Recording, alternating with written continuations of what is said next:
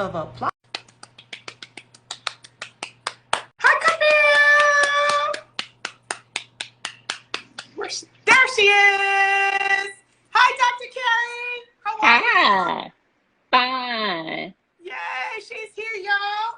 We was trying to get it right the first time. I don't know what happened, but I asked the people to pause and wait because I don't want them to miss any of this tea, honey. It's gonna be good for the soul. Welcome. Awesome, awesome. Thank you for having me. So glad you said yes, and I'm so glad you are here. I know you are a gem dropper, and you're going to be dropping some gems on the folks this evening. So, Dr. Yazzie, tell us a little bit about you, honey. Oh, okay. Where do I start? If you all hear a twang in my voice, that is because I was born and raised in South Louisiana, still reside in South Louisiana, actually 60 miles outside of New Orleans, Louisiana. I spent the majority of my career as a clinical social worker, and actually worked with women who were survivors of sexual assault. So have a intensive background in working with trauma survivors. And in the meantime and in between time, I also was an author. I started off as fiction. And then once I got my PhD, moved into nonfiction. And pretty much now I'm no longer in private practice, no longer doing therapy, but I do corporate training. And so I go in and help corporations to have those healthy environments so their employees can be productive and their employees can begin to thrive and they can keep them. Because at this point in the game, as of April, it is an employee market. And so employers need to be doing everything that they can to hold on to their good people. And Yeah. part of that is making sure that they're happy. Yeah, very good point to highlight. You're right. There's a lot of people that are not returning to, lower level paying jobs. Um, No. we don't want to be paid slave wages. What you gonna do about it? What you gonna do? That's Right, right. And so you can no longer keep saying, "Oh, they're okay and everybody's okay," and you haven't read the room. And so I have met with some leaders who have not read their workspace environments. They haven't been in the break room to realize a lot of people are not happy, yeah, and some of that unhappiness actually started before COVID. yeah. And then when they got home, Hmm. and they started catching hell via the internet, they was like, nah, I'm not doing this anymore. Yeah. So yeah, that's what we have going on. That's beautiful because I think that's important to be empowered where you feel like you all have the power and control and over your decision making, over you truly have a career, right? Whereas, coming up for me was like you had to just get a job, whether you liked it or not, because you had to make ends meet. So I love that. Hi, Armando. And so what made you start your private practice initially? It was actually a fluke. So it was on my, let's say, vision board at the time. It was actually in my planner when I first finished my master's at Tulane, but was doing some work in some kind of way. Someone heard about me because back then, and this is in the mid 90s, there were not a lot of licensed clinical social workers black in the state of Louisiana. So I was one of the few. And word got out that I was out there, and they were like, we need somebody black to work with these kids. Do you have a private practice? And I was like, no. So the person at the time, I never forget his name, Joe Palmer, he said, I'm going to give you 1 week to get a private practice, and then I need you to sign this contract because I got some kids I need you to see because they need to see somebody black. And that's how it started. And so it Oh, was a mad dash to let me get this. So it was all haphazard. It wasn't like I planned, like, oh, I'm going to do this. No, it was, yeah, we got some kids we need you to see. You got to get a private practice. that's beautiful. That's beautiful. Oh my goodness. Wow. And so you did that for 20 years? 20 years. Wow, wow. Okay, so wow, that's impressive and that's beautiful because we want to get our youth, right? We got to get them early. So they, Yes.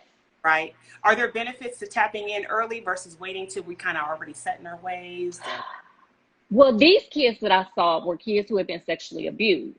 Okay. And so there was a lot of stuff going on. They've been sexually abused. Some of them had been removed from their homes, so they were in foster homes. They were acting out in school, and so the goal was to kind of get in and get them stabilized. And apparently, the white therapists that they were sending in, well, the white therapists didn't go into the home, so the parents and foster parents would have to try and get them to these offices that shut down at 4:30, 5 o'clock at the latest. So then people are trying to take off from work. It just wasn't working, and the kids weren't getting the services that they needed, which then in turn meant that they weren't getting any help. Yeah. So yeah, I was kind of the flexible person. I see you at school, I see you at your home, which allowed me to see more than having them come into my office. Yeah. So yeah, and address different things. So I Yeah. think I was effective when I did work with youth. Eventually in my private practice, I did transition to adults. And and it was women. So I worked with women who were survivors of sexual assault. Okay. And so then leaving that and having all that experience, I take my hat off to people that are in social work. It's hard not to Yeah. get attached and you want to save that would be me. I would be like Josephine Baker. My whole house would be filled with children. So, I take my hat off to you for doing such beautiful work to tap in and providing the representation to connect with those babies that were missed. And we're going to plug that and pin that right there because I think representation is going to be a good topic throughout the duration of our time today. Don't you agree? I agree. Yes. Okay. So let's talk about you transitioning now to talk about toxic work environments and identifying that. How did you come about that? What led your passion in that? Oh, my passion was a personal experience. So Oh, I was actually, yeah. So it wasn't a passion at first. I actually, I had been in toxic work environments, and so it was just like when it got unbearable, I would quit. So I was not the person who I'm gonna sit here and you gonna drive me crazy. I'm oh, gonna pack up my little white box and be like, okay, I'm out. Peace. Um, like I'm out. Wait, I'm wait. out. Let me pause you. Let me pause you, doctor. Let's first describe it. For those that may not know. Because some people walk through this life, honey, and be like, oh, what? Yeah, They don't no. experience it. So let's describe it. Look, a toxic work environment is when you walk in and you saying good morning to everybody and nobody says good morning back. Or people are like, why you so happy? You always happy. Ain't nothing cheerful about being here. Oh, okay. Wow. Something's wrong here, or you're being, you go to the bathroom and it's like, well, you stayed in the bathroom for 10 minutes. What was going on? Like, and you like, wait, we monitoring people when we go to the bathroom?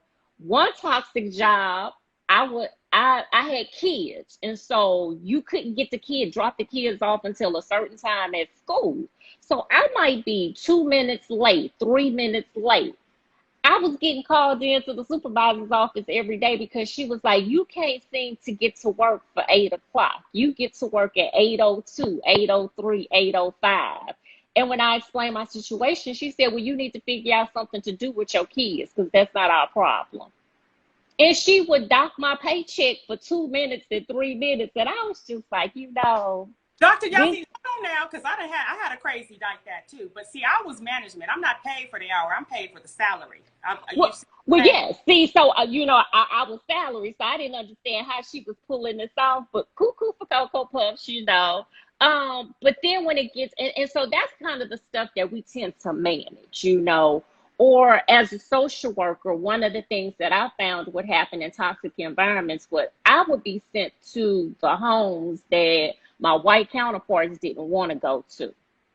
And when I would speak up and say, this is what happens in a black family, and they were trying to say the family was dysfunctional, and I'm like, no, they're not. That's normal. This is, and it's just like, you don't understand. Well, hell, last time I checked, I was black. So what am I not understanding that these people like this is not dysfunctional?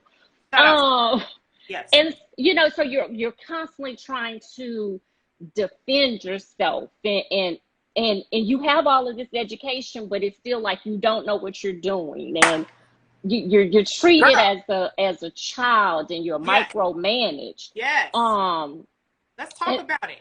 yeah, that's the mild stuff. Just the over the edge stuff becomes when you're being sexually harassed at work, and you start receiving emails where people are telling you you need to suck it up, you need to put your big girl panties on. It's Let's not talk. that big of a deal. Hold on, friends and family. Hold on, friends and family. Because, see, that to me is very dismissive. And it is an absolute form of gaslighting to negate your experience. And you want me to still show up, be sharp, ready to go. And I'm being mistreated, right? Right. Mm-hmm. And form of mistreatment. And so, Mm-hmm. according to Wikipedia, now, Dr. John, we're going to let you continue with the mic. I'm going to give it back. A She toxic said Wikipedia. Go ahead. we're marked by infighting, where personal battles often harm productivity. Toxic workplaces are often considered the result of toxic employees and or toxic employees who are motivated by personal gain, power, money, fame, status, interest. They use unethical, mean-spirited, and sometimes illegal means to manipulate and annoy those around them, and whose motives are to maintain or increase those things that we just highlighted, right?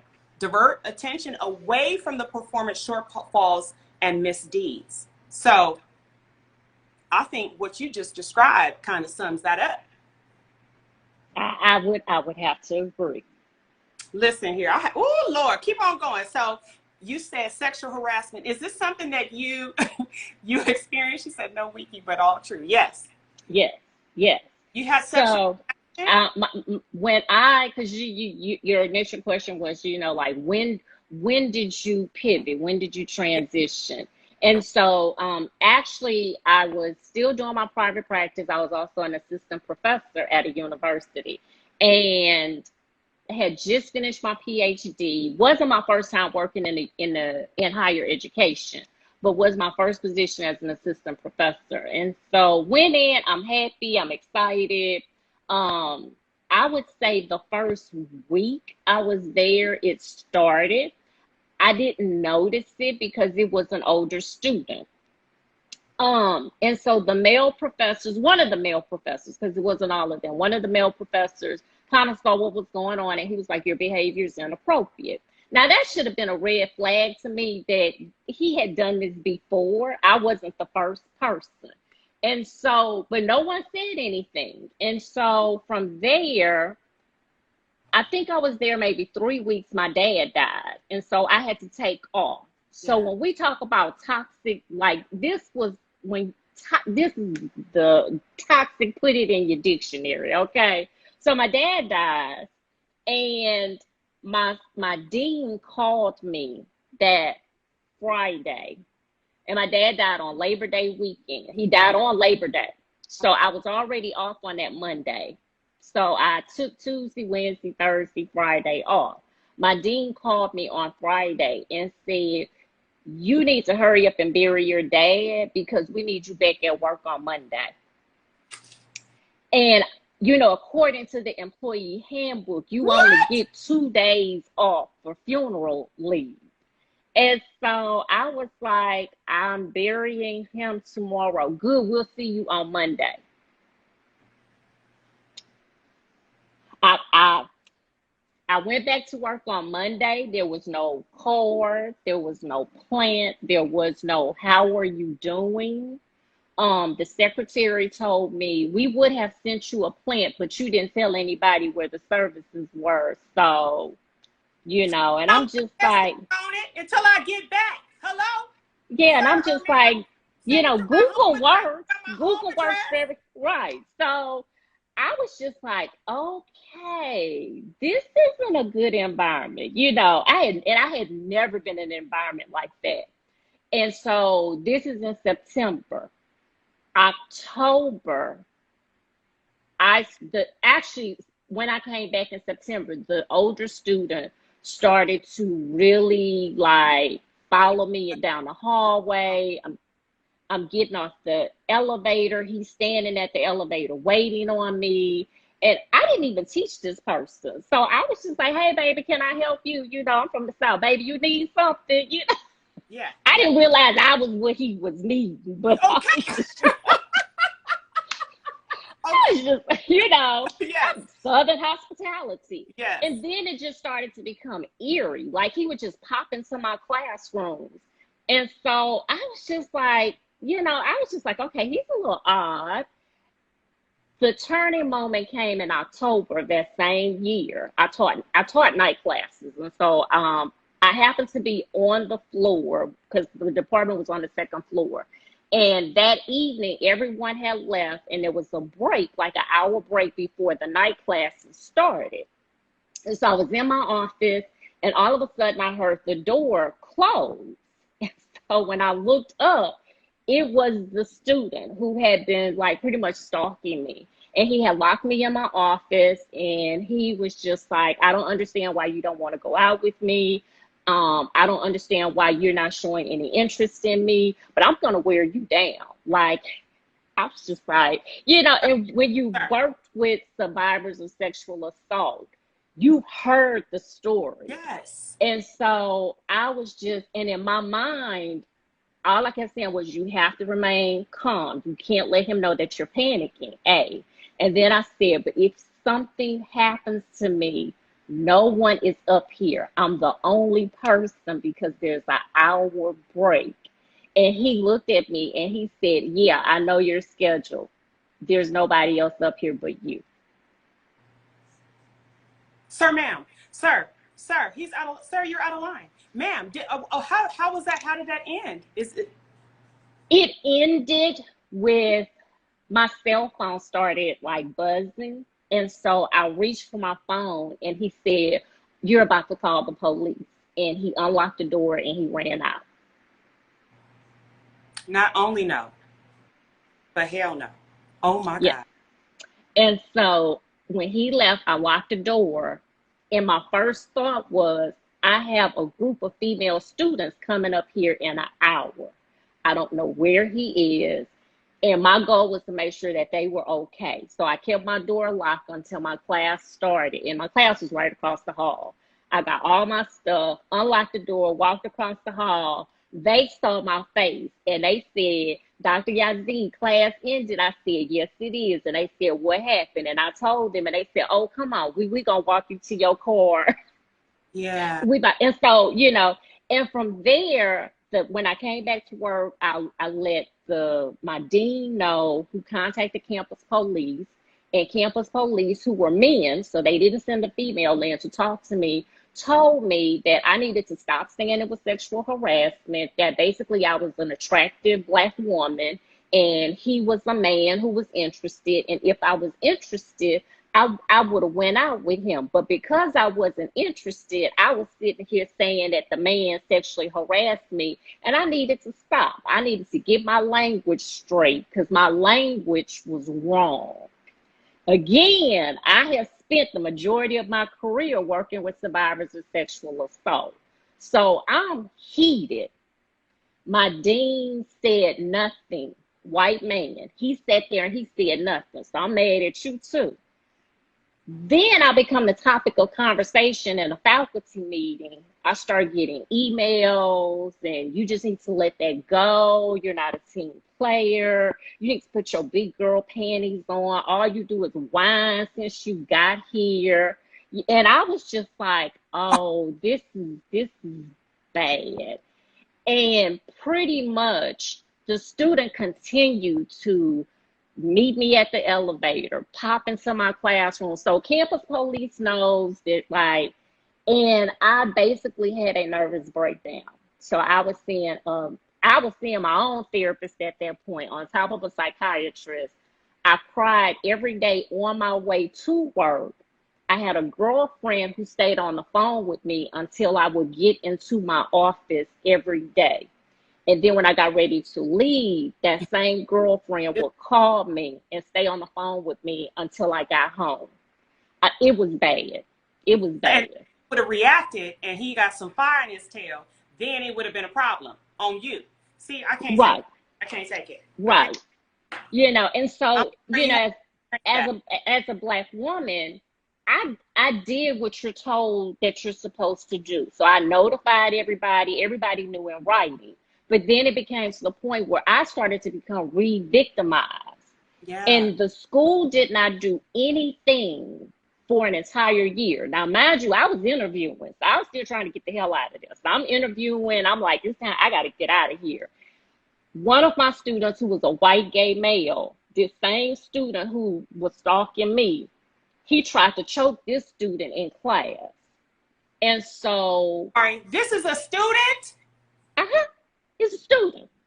Does they mama and daddy invest in a building or something? Like, what are we doing to protect this kid? We have not figured out what was behind the university protecting him, but they stopped protecting him when he tried to strangle the white gay student.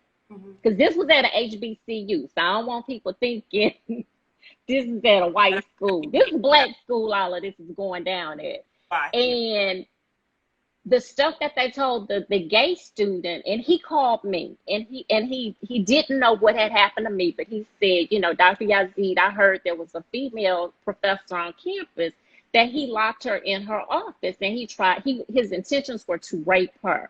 And I said, yeah, that was me. And he said, oh my God. And I said, but let me tell you how you can win your case.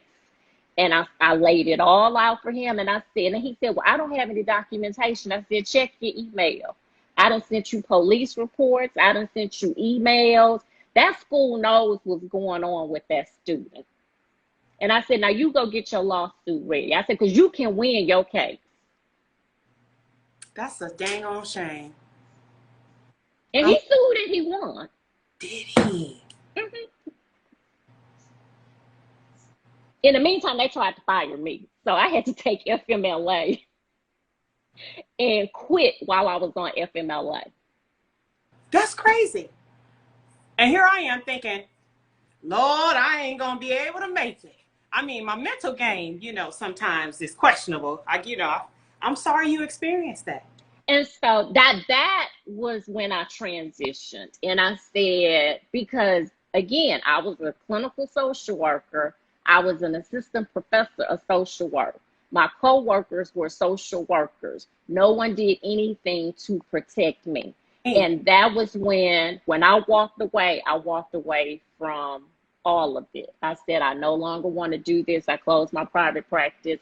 And I said, it's time for me to reinvent myself. And, you know, and I had written books, and so I'd always been an author. And eventually that's pretty much what I went back to, that and doing business coaching, because I had owned several businesses as well. So that's kind of been my evolution. But when I talk about toxic workspaces, yeah, it's research, but a big part of it is that I've lived through it. And so I know what women go through. I know what people go through when you work in an environment that no one listens to you. People don't validate how you're feeling. No one's trying to offer you any type of support, and you're out there by yourself. You are alone on the island. I know how that feels, and I'm like, no one should have that experience. Yeah. No one. Yeah. And that's kind of been the beat of the drum that I've been moving to since 2016 when I walked away. Yeah. And so that's that experience, hence your passion, which led you to doing the work. And yes. So you are coaching and you're trying to help those environments. And we know we have, in most corporations, we have human resources and we have organizational development and professional development and things like that to try to help. But sometimes the environment is so ridden with toxicity that it don't matter how many times you coach, how many tough conversations you have, how many self-help books you do, how many trust falls you do, it just doesn't work. Right. And you have to have, like you said, right, plan an exit strategy. Mm-hmm. But so many times the job doesn't always come as quickly as you'd like. So those people that are, and people can't just leave and not have any resource of income. So you kind of are, it's a double-edged sword. You kind of are subjected to that. So when people are in those situations where they are looking to exit, in the meantime, still having to deal with some of those behaviors, what are your strategies or suggestions on how to deal with it until you get through it? Document. You need to document everything. You need to keep emails. You need to write down phone conversations, and you need to take your documentation home. You also need to share your documentation with other people who don't work with the organization. I found that was beneficial for me because when I went on FMLA, they broke into my office. Girl, where you working? I don't want. No, What? yeah, they broke into my office. And so, they it was obvious. They left the file cabinet open. So I knew they were looking for something. And there was some other things that they were looking for too, because it was some research that I was doing. And all of that stuff went home with me. Like I never kept it there. So I was just like, you was out of luck that day. But I found that making sure I documented, because I was like, if anything happens, it's not that I made all of this up. The other thing was having a support system. And so, I freely tell people I had a psychiatrist I saw once a month, Yeah. and I had a mental health therapist on speed dial on top of me seeing her once a week. So Yeah. when stuff would go down at work, I would call her and she would talk me off the ledge. So somebody in the comments has like taser, razor, concealed, and carry. When I got to those points, that's when I call a therapist, my therapist, who was just like, girl, get your purse, go home, go Yeah. home.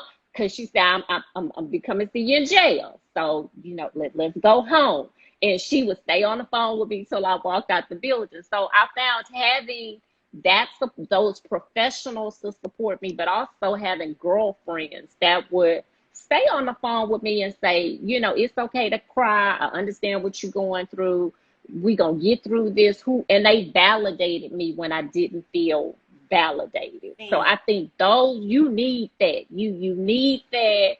You need to learn how to have fun. Like, yeah, you're in a bad situation, but use your weekends to recharge, because you know what you got to go deal with on Monday. So, cut the computer off. If they texting you, like, just I don't answer the phone after 5 o'clock on Friday. Like, just you got to take care of your mental health. I cannot emphasize that enough.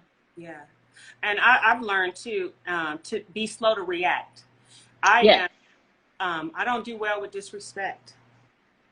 And so I had to learn to not react and just take a minute, to your point, right? Pause, call a friend, cuss, cuss, cuss a little bit more, get yourself together, and then maybe respond later or the next day, or not at all. Because sometimes it doesn't warrant a response. Mm-hmm. Sometimes what I've also found, and maybe can help, how do you document things that are like microaggressive behaviors? Like if you were to really seriously jot down all those microaggressive behaviors, you wouldn't have time to do your work because they're so subtle. So in Mm-hmm. those instances when it's underhanded and it's subtle, how do you record that? Well, I will say this, and I don't know about everyone else's situation. The majority of the microaggressions that I experienced from my white coworkers and my white colleagues would take place in faculty meetings, and our faculty meetings were recorded. So when the microaggression happened, I'm looking around the room like, the rest of you Negroes not gonna say anything. Like, we had a HBCU, Karen over here popping off. Y'all ain't gonna say nothing. But the microaggressions would be directed at me Of because course. I was the problem Right. maker. And so I would say, so what I'm hearing you say is, and I would speak loud enough to make sure it was being recorded. And can you repeat that again so I can make sure that I understood you correctly? Now, usually she shut up at that point. Okay. We wouldn't get anything else. but I made it known, like I didn't back down. So and I've always been like that. So if you got a microaggression, I'm gonna confront you head on. So what you're saying is, if we in the hallway, I'm gonna stop. Excuse me, what'd you say? Like, Yeah. can you say that again? I've never worked well with microaggressions. I'm professional, but let's address what you're saying and how you are feeling. Yeah. I've never been one to just like, oh, we gonna let that slide. No, that has never been me. And so, but again, because of the field that I was in, I found that they usually would take place in a faculty meeting or a staff meeting that was being recorded. So, they didn't care. Okay, let's speak up and let's say something. So what if you don't have that type of option? How do you? I say if it is a to one thing is if the person is constantly it's a constant ongoing of microaggressions from this one particular person, I would just start to document them. When I got a moment, I would sit down and document. And then one of the things that I am grateful for from being a social worker is that we learned how to document. We learned how to CYA and like nobody else. And Yeah. so it's going to be a date, a time, who said it, who was around, where I was. Yeah. So when we come back around to this and we sit in a deposition, I can pull out my notes. I can give you my notes and say, there it is. And then I can repeat to you exactly what's on that sheet of paper. So when you're finding yourself in those situations, no matter how busy you are, you have to make time to protect yourself because you never know when it's going to become legal. That's true. That's true. Good advice. Good advice. Um, So I've heard a few things. I heard sticking to your boundaries. So even while you're working through it to get to the next opportunity, you're planning your escape route. It's important to set your boundaries. I'm really big on that. I had to learn that over the years. I'm not answering. I'm not doing. I'm turning my computer off. I'll see y'all. Those things like that. Hi, Tia. And so I think that's important, that even though you don't want to carry your sadness, your depression, your anxiety into your weekend. So it's good that you have a moment to decompress and reset because you still got to go back to the BS until. Yeah. I heard that. I also heard you say it's important to put your self-care and worth, make that a priority, meaning early in the conversation, you knew right away, oh no, I'm leaving. Let me get my box because y'all playing. Right? Mm-hmm. And I'm out. I don't have to tolerate that. But I'm also finding, and so those are the things I heard. So what I'd like to also know, Dr. Yazid, is at what point do you allow your credentials to do the work? How education, and you are educational professional, how I understood education to work is that once you obtain the credentials, once you do the work, once you get your bachelor's, your master's, and so forth, that creates opportunities for you to be able to be in other jobs based on your educational learning. But I'm also finding that specifically as more Black women, right? Because we out here doing the thing with the education, right? So once Right. women got in there and they got to take, we scooping them up, that the value kind of seemed to have went down. And I don't know if that's your assessment, but not only did the value go down, but the opportunity. So it's now where you don't have the skill set, but you have the education, or you need more practice of this, even though you have the education. Keep going back to school, right? Keep going, get a certification, get a license. So it's like you're on this track to get all these licenses, these certifications, these doctorates, right? But you're not giving me the opportunity. So I'm sitting on all this debt. One, I'm sitting on all this formal education. Two, but I'm not, my ladder, these things to maybe my white counterparts are not being imposed upon, suggested, recommended. Instead, I'm gonna give them the job, and while they're in the job, give them the training they need to, right? So how do you deal with that? It's blatant, of course, and it's hidden, and it's pocketed, and we ain't gonna talk about it, but we know it's happening. So what do we say to those women that are out there that are doing the work for consideration, but they're not going anywhere? You have to have an honest conversation with yourself. And, and I hear people say, I got kids. I was a single parent. So I've been there, heard it all, caregiver for my parents. I've heard it all. When I realized that I had reached the mountaintop, as Dr. Martin Luther King talked about, I had reached the promised land, I had reached the mountaintop. I couldn't get no other degree. I had a whole PhD. Yes, ma'am. And was still being overlooked. Still watching my counterparts who had less experience than me. Yes. Who had less education than me. Yes. But their skin was a whole different hue being promoted over me. Yes. I said, I can take my gifts and my talents and I'm going to start my own. Okay. That was it. Now, I know people tell y'all all this other stuff. At some point, you have to realize that you ain't got no more fight in that game. Yeah. Yeah. And you have to realize that just because they won't give you those opportunities, you need to start creating those opportunities for yourself and for other Black women. And so when I left higher education, well, I had a couple of things going for me. Nobody else wanted to go get certified in how to teach online classes. I did. I went, I got the certification. Amen. So I knew how to teach the classes, but I also learned how to build a class from scratch. Yes. When we didn't have Thinkific and we didn't have Teachable, I could go in a banner and create a whole class and teach it, and my kids could tell you the same information that they knew as if they were sitting in a classroom with me. I took that when I walked away. You couldn't take that certification from me. And so I took the same skills and I went and built online classes when online classes weren't popular. Yeah. Okay, so I was making money. Yeah. And I was doing things that y'all weren't talking about all of this back in 2016. People had just started going live on Periscope, okay? So Yeah. we didn't have Instagram going live and all this stuff. Facebook wasn't going live.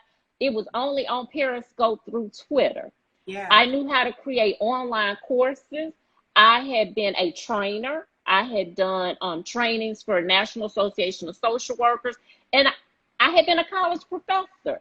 So I was like, I have the skill set. I've been an entrepreneur. I know how to start a business and sustain a business for 20 years. I'm about to take all my skills and my little white box that I done packed up, and I'm going home and take this spare bedroom and turn it into an office and get my tax deductions. That's right. Y'all ain't gonna stop. Y'all not gonna stop my coins over here. Yes. Stop playing with me. Amen to that. Amen. And so I say, you have to look at what skills do I have? And if you don't have any skills and you know them people getting on your nerves, you need to start taking advantage of everything that you can.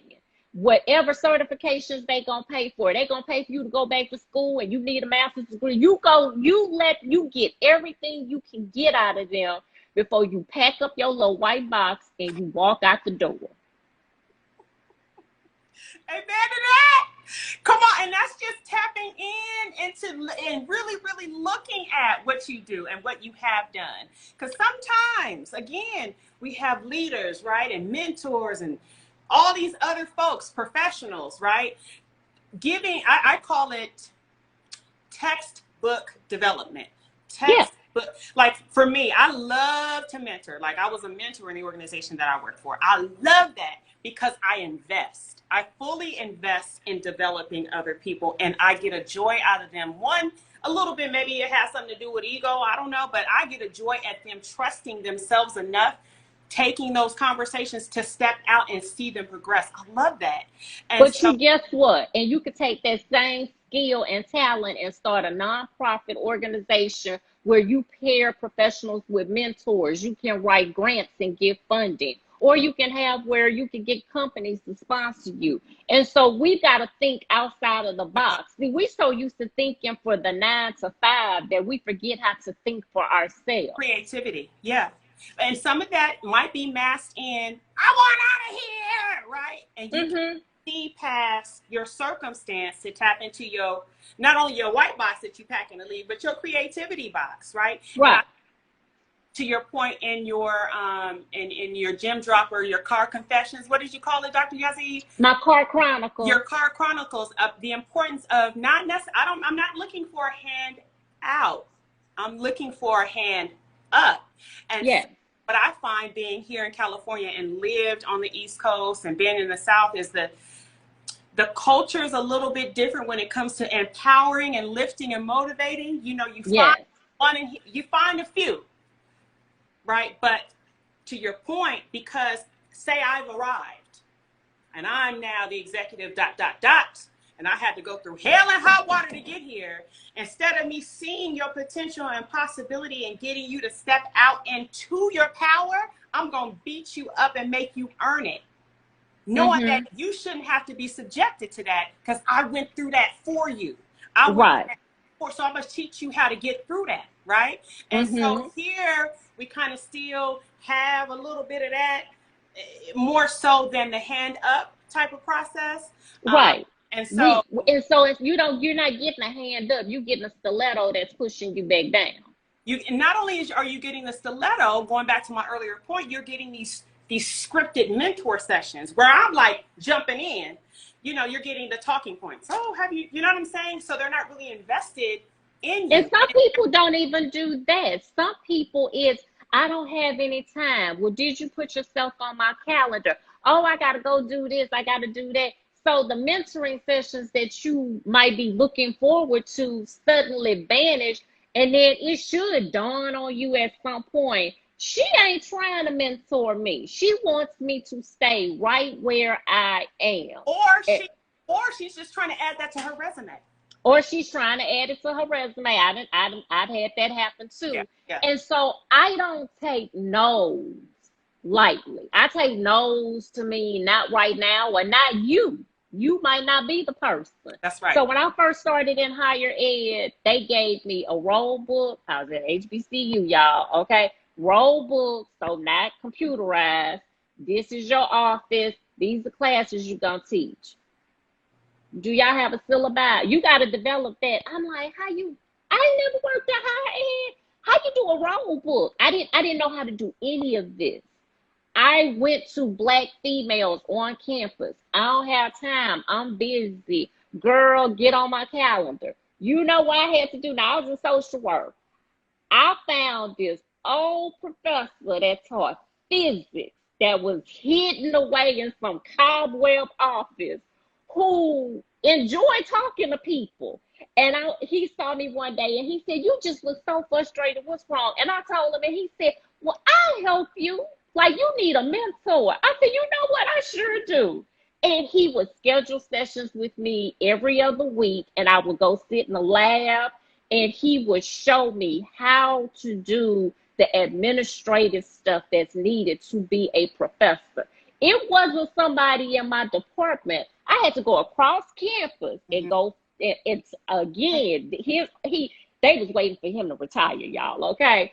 And all the way in the back of campus, he showed me how to put on my regalia for graduation because I didn't even know. And he'd be like, come here, baby. Come on. No, babe, that's wrong. Come on. I can't have you looking crazy. Come on. Let me show you how to do this.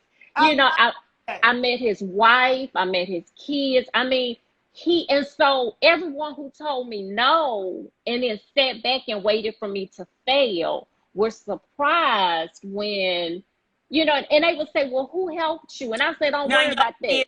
Because you still busy. Because I done got what I needed and moved on. And so you add that to your calendar? Right. So you have to find, there are people, and sometimes they won't be at your job. They won't be in your department. Find you someone who will walk you through so you're not looking crazy. But that person will pour into you. And so one thing that he did was he would always tell me, you're not supposed to be a college professor. And I would say, well, what? He's like, you need to be running the whole campus. Like, you need to be running the university with the stuff, the ideas that we sit in here and you bounce off of me and then ask me, how can you pull that off? And he used to just say, like, I don't know how you're gonna pull that off. And I'd be like, well, where can I get some money from? Where I can get a grant from? And he would point me in the right direction. And when I come back with an application, he just shake his head like, you are gonna make a way out of no way. I've never met anybody like you. So you have to find those people who are gonna pour into you. They're out there, but sometimes we have to look in the unexpected places, and we have to look for the unexpecting people. That's good. That's good. There was a statement here from Camille. Usually it's their fear of you doing better than they are. Yes. And I heard something on a podcast a few weeks ago about adequacy. Some people will keep you if they have two things. Leadership just means you have power over to control a group of people. Right. But leadership, right, is about being an influence and tapping in to those people that have the talent to push them, right? But sometimes that's played with bias and prejudice and familiarity and stuff. So you miss, to your point, going, instead of looking at what's in your view, tapping in, right? Like the professor did with you, right? Tapping in and helping you remember. Sometimes we forget our talent. Sometimes we forget who we are. And when we have those gems, those people, right, that come in and give us that just sparks something in us to let us, yeah, I do got it. I can stand with my shoulders back a little bit more. I ain't getting beat up in here no more, right? Exactly. And then adequacy. Sometimes people will keep you, they will box you in. I like to say that certain folks are just multi-hyphenated, right? We got several skill sets. And wow. are trained educationally. We're trained to only let one of those things take off. You're only going to be this. Only go to school for accounting. Right. Only go to school for this, right? And that, if I only focus on that, then that puts me in the same playing field as everyone else. And there's a possibility that I can become inadequate in that, because you got 10 people that are accountants. But if I'm an accountant, a creative, I'm an entrepreneur, I'm an artist, I'm a rapper, I can do all of those things and still shine. And so I think that is also a part of the issue, because we want to just put people in a box. And I know a lot of times my mentors would say to me, Dr. Yazzie, well, what is it that you want to do? And I felt like that question was so unfair. Because you can do it all. Right. Why do I have to do one thing? I'm good at several things. Right. You know? And I actually had someone tell me that. I reached out to her. She was a contact because, again, I network with people. And I said, hey, this is what I'm doing now. I'm back to doing trainings. Does your school system need someone to come in? Outside has opened back up. How your teachers looking? And so she said, well, last time I checked, you was doing this. You always doing something different. I said, okay, yeah, that's good. Because, see, I know how to pivot. Y'all need some help over there or what? Like, you worried about the wrong thing. Yes. Right. And so people will try and make you feel bad. And my thing is, yes, I know how to pivot. And I'm not going to sit here and wait 4 and 5 years for something not to work. If it didn't work, I can figure out it's not going to work. And I'm like, okay, what else we got going on? What's next? Because I am the 9 to 5. I got to keep the income coming in. So that means that I have to be able to adjust and pivot at the drop of a dime, which is one of the reasons that me and my clients survived COVID. Their businesses thrived during COVID, because when I saw what was going on, everybody got a phone call. And I said, you need to pivot. You need to pivot now. Don't ask me why. I need you to pivot now, and I will explain later. And the ones who listened to me, when I checked back in with them in January of 2021, they was like, last year was my best year. One of my clients was like, girl, I hit 6 figures in the middle of a pandemic. I said, well, praise the Lord. Hallelujah. All right. And she said, and it was because I pivoted when you told me to pivot, and I thought about it later. That's right. Sometimes you got to stop thinking and you got to move. That's good. That's good. Trust your instincts. Trust your instincts, or trust your mentor or your coach. Yeah. Trust something. Yeah. Yeah. Yeah. And trust is another thing. I mean, it's just, oh my God, Dr. Yazid, I got to have you come back. I think we need like a part two, because there's so much to unpack with this. I mean, when you even think about trust. Yes. Sometimes there are environments that are friend focused and family focused, and you can't really feel safe in those environments to trust anyone to keep those gems or to work in integrity. We want to think that people do that, but we know the deal, right? And so sometimes it's hard, to your point of building that in your immediate and being able to know that you can tap out. You're not restricted to those resources. You have other avenues. You do. That's okay. When you also highlighted the fact that you have your therapist and your psychiatrist. And I want to say that we have to get past the stigma. I know Black women are doing the work, and we are seeing therapists, and we are, unpacking some traumas and some drama that was handed on down to us. So I want to make sure that people hear this session and know that it is okay to find a therapist. Know that they have therapists that are specifically designed to help you with workplace issues. So yes. to work and do the research. Beyond that, I know we're coming up on our time. I know it's late where you're at, but I want you to tell me a little bit about your work that you've done with your book, the title of your book, how you did your research, what you found in your research with Black women specifically. And we'll start there. So the book is it came out actually last fall, and it's Shut 'Em Down: Black Women, Racism, and Corporate America. It's an anthology, and it incorporates the stories of 20 Black women and their experiences in corporate America. Most of them happen to be leaders in corporate America. So their perspective was very interesting. The anthology came about, as I tell people, in January of 2020. That was not, I was not planning to write another book. I've written several books. Wasn't planning to write one last year. And actually it was, we had the whole George Floyd, and the world has erupted. And people all of a sudden realized that Black Lives Matter. So they realized it this past summer, Yes. And I posted on LinkedIn about one of my workplace traumas. I talked about it and what it's like to be a Black woman in corporate America, because LinkedIn is, your corporate space. And I didn't think anything of it till I got up the next day and had my DMs were full of stories of other Black women who were like, you just gave me permission to share my story. Yeah. And I was just like, wait a minute, y'all haven't been talking? You haven't been? And they were like, no. And so I said, okay, God, I asked for this. I don't know these people. They in my inbox. What you want me to do with all of this? Yeah. And the answer was as clear as day. You know how to publish a book because you self-publish everything that you've written. You know how to turn a book out quickly.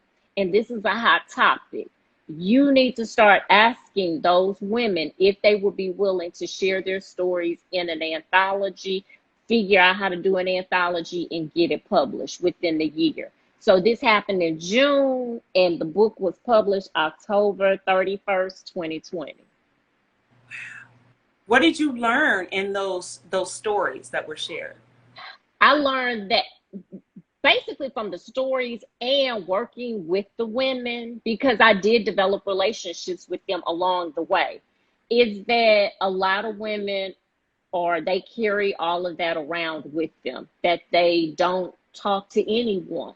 And they also felt alone. They felt that they were the only ones going through their situation, until I brought them together in the anthology. And it was just like, oh my God, wait, girl, you went through that. Like it was just like this revelation for them that it wasn't just me. Yeah. And then I used my LinkedIn platform to go live and have panels with the women where they could talk about their stories. And then they got to see other women out there who were going through this, and how their story empowered somebody to reach out to an employment lawyer, empowered somebody to say, let me start my own business, empowered somebody to finally say, you know what, it's time for me to quit this job. Like, they gave other women the strength to do things that they never thought that they could, because they all felt alone. And so we realized that Black women were being silent about their pain in the workplace. That was one of the major things that I learned. I also learned that in them being silent, they were not getting help. And so they were not seeking out the treatment of a therapist. They weren't utilizing the employee assistance program. And so I unlocked Pandora's box. And so as a former therapist, I knew that I was still responsible for what happened to them once we went our separate ways. So I paid a therapist to come in and do a debriefing and give them resources. And, you know, after she finished that, she called me and she said, girl, you ain't tell me, like, that was some stuff. Like, she was just, and the book hadn't come out. And she was just like, man, those women are hurt. They are hurting. And so she emphasized, like, y'all gotta go see a therapist, because y'all got some stuff you need to work through. So we realized that Black women are hurting in the workspace. Nobody's helping them, but they're also not reaching out and getting the help that they need to ensure their mental health.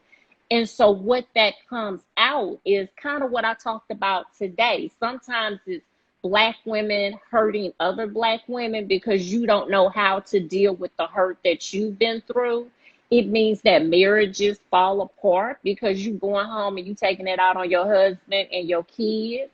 It's, you know, it's substance abuse. It's, let me go get, you know, a Brazilian butt lift because I don't think I look good and I got all these other insecurities. It's all these other things that you're doing to harm yourself or to harm those people who are closest to you. Wow. I'm telling you, you stepping all on my toes, Dr. Yazzie here. I'm sorry. So, yeah, the anthology was really an eye opener. And basically, when I do a book, I mean, I write it, I put it out there, I promote it, but I don't go in with any expectations. So, history about me, my first book that I wrote was a fiction book, and I released it back in like 2006, 2007. Did not expect it to become an urban best-selling novel, but it did. And I was just like, oh, okay then. Like, I just thought, relatives was going to buy a copy and I was going to be good. I wasn't expecting nobody else to read it. And so the same kind of happened. What's the name of it? So that one is, my first novel was called Sideline Hoe. And so it was written under the pen name of C.J. Domino. And again, I wrote it because I was going through some things and it was a form of therapy for me. Yeah. And I didn't expect anything of it. So when I did Shut Them Down, I just knew it was a way for them to tell their stories and make some money. So like, it was just like, hey, y'all sell some copies. I split it 50-50 with you. So yeah. They made some money. Yeah. And then one day I was on Amazon and I saw that we were a #1 new release. And I cried at my desk for a good hour because I was like, we are truly making a difference. Like, people are listening to us. Yeah. And for me, that was bigger than the feeling of having my own book be a best-selling novel. To have that happen, because I knew the impact that we were making in the world and that we continue to make. So yeah, and that book, Shut Them Down, is actually on Amazon, and you can get it in paperback or you can download the Kindle version. Nice. Round of applause, round of applause, round of applause. Thank you. That's one thing. I know we're talking highlighting Black women because this is a lived experience. Like you said, I can't tell you how to be. I can't give you no other perspective. Just the skin I'm in. That's right. 2 questions. First question is, skin folk and kin folk. Right. How do we do and deal and identify that? And two, what do we say to people that want to be an ally? Because to me, allyship is a concerted effort. It's constantly doing the work, and it's application.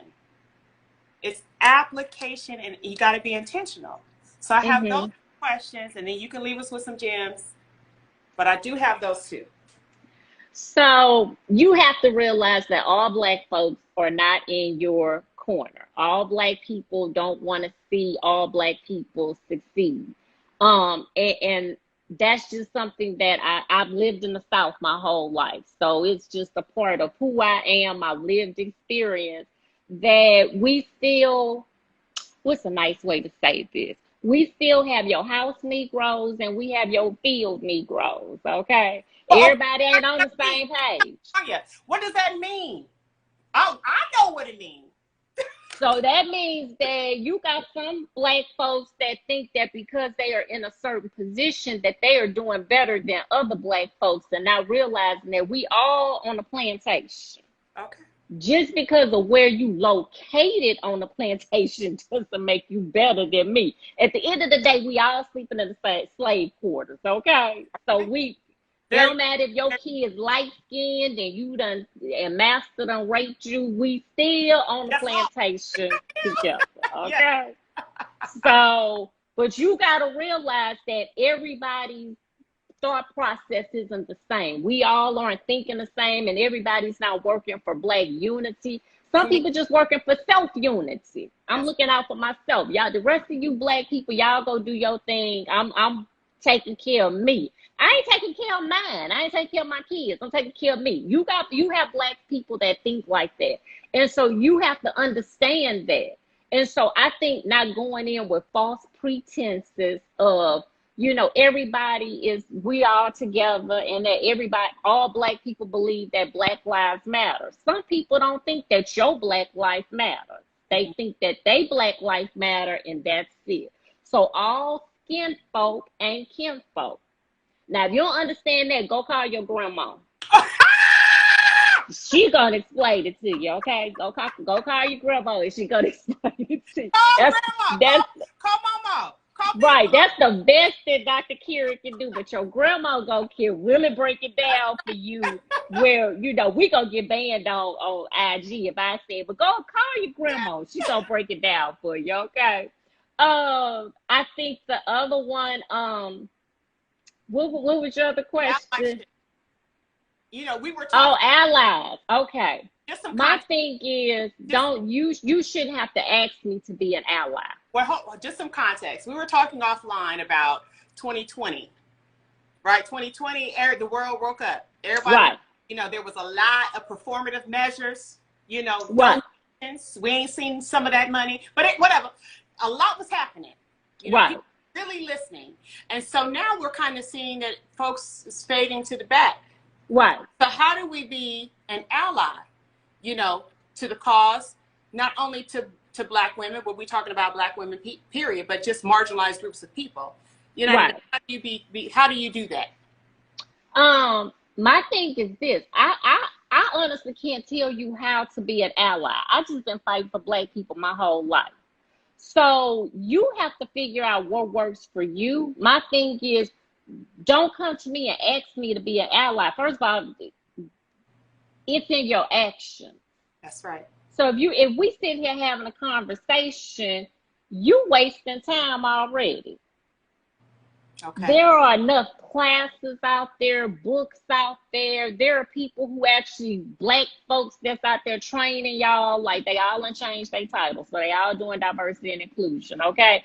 You have people out there, but this is what I found. And I found this from a program that I was enrolled in over at Antioch University because they still owe me some money. So they gonna big old. Yes. They got a whole program over there that's called Women's Leadership Certification that's supposed to focus on social justice. As I was walking out the door, because I found myself in this position of speaking up for Black people and Black women, and that's a microaggression, and no, that's not. Well, how the hell are you gonna tell me it's not? And I'm a Black person, you just directed the microaggression at me. You Right. know, some people can't take my bluntness. Uh-huh. And what I realized was that you all are here just to say that you sat in a program and other white folks made you feel good. And you say that you're an ally, but if you sit here arguing with me over a microaggression that I'm telling you is a microaggression, I need you to get ally out of your vocabulary because you are not an ally. You just over here to make yourself feel good. Yeah. So my thing is, if you're not willing to truly do the work and to get your feelings hurt sometimes because you have been doing it wrong, Yeah. just call it what it is. You worried about you. You ain't worried about them black folks over there. Or you gonna write them a check, or you gonna write the Asians a check, you gonna write the Native Americans a check, whatever group of people you gonna write a check and go about your business. Yeah. Because Yeah. some people, being an ally means that you're not going to be liked by your own group. It means you're going to be uncomfortable. Yeah. It means that you are willing to speak up for us when we are not present, or even when we are present, you will take our side. Right. And I've seen it firsthand. You got people screaming ally. Hey, they ain't even went to Wikipedia to look up what ally is. Okay, so it's just a buzzword, and they you know.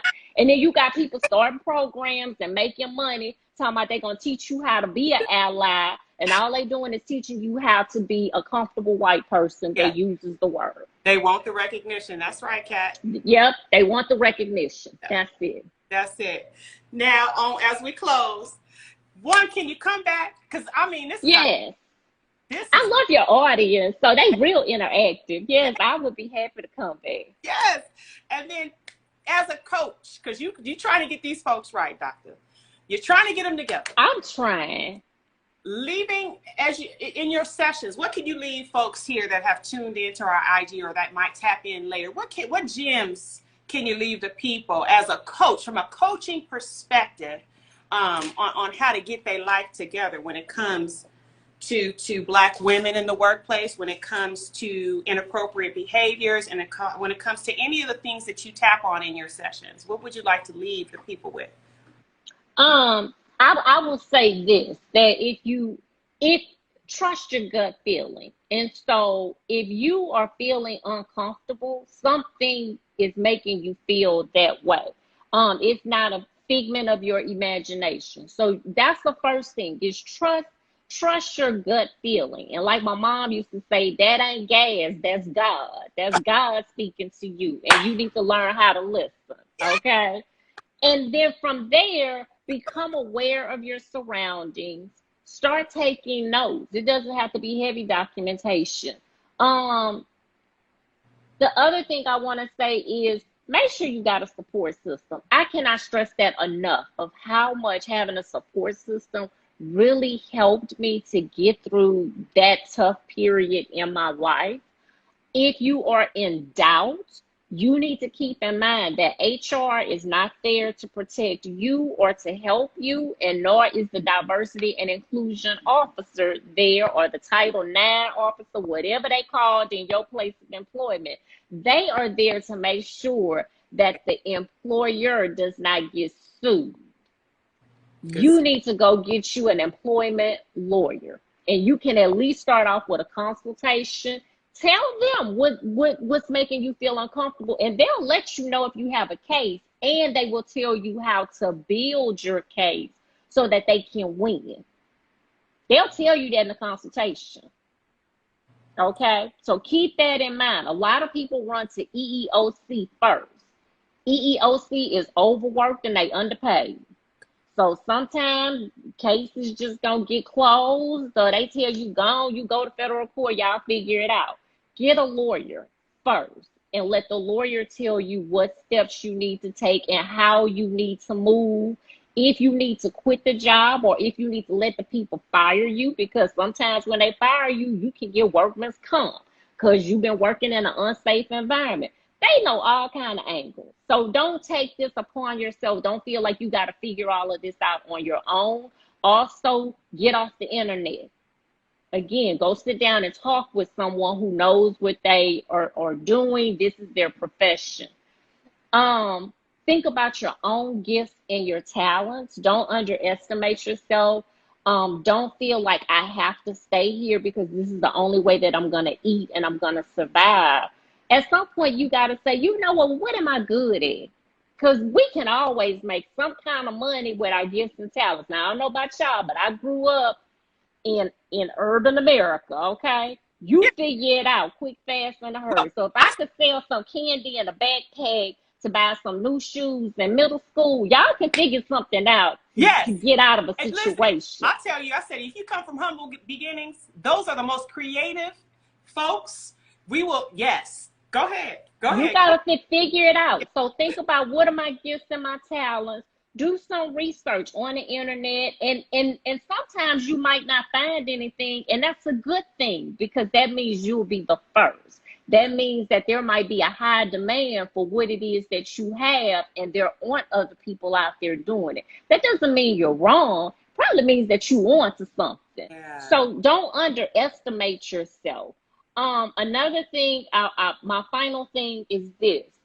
There's a lot of information out there, and it doesn't mean that all of that information is correct. Yes. And as a entrepreneur, this year makes 25 years that I've been an entrepreneur in some kind of capacity. Congratulations. One thing I can say is this, thank you, is that I hear a lot of people who are gurus, and I'll be sitting here listening to they little live, and I just be like, she ain't making 6 figures.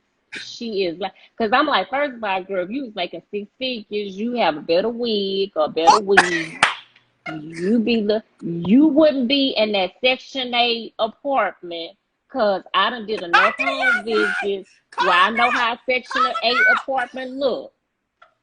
I sat on one live, and she was like, I'm walking around my neighborhood, and I'm looking in the background, and I said, that is Section 8 housing.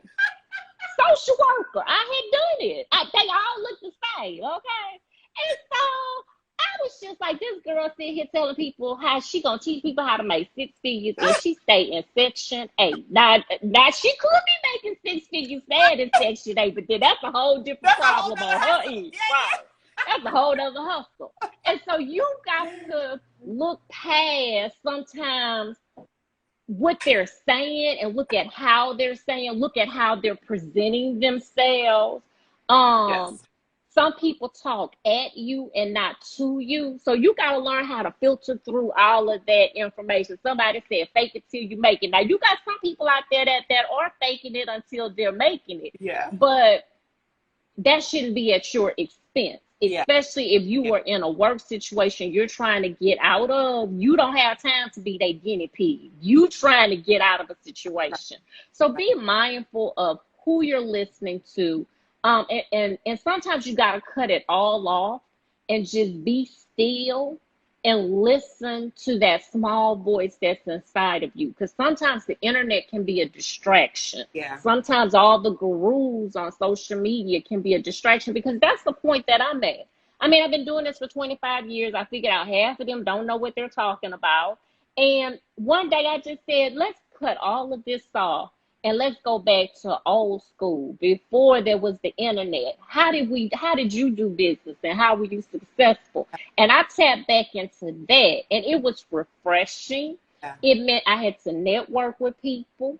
It meant that I'm not just posting on social media, but it means if I'm going live, I'm not just talking business, but I'm giving you examples, real life experiences of this is what I've been through. This is what I've gone through. And sometimes it has nothing to do with business, but I'm teaching you survival. Life skills. Life skills. That's you right. know, and so we've got to, again, tapping into your different resources and what can help you to get out of that situation.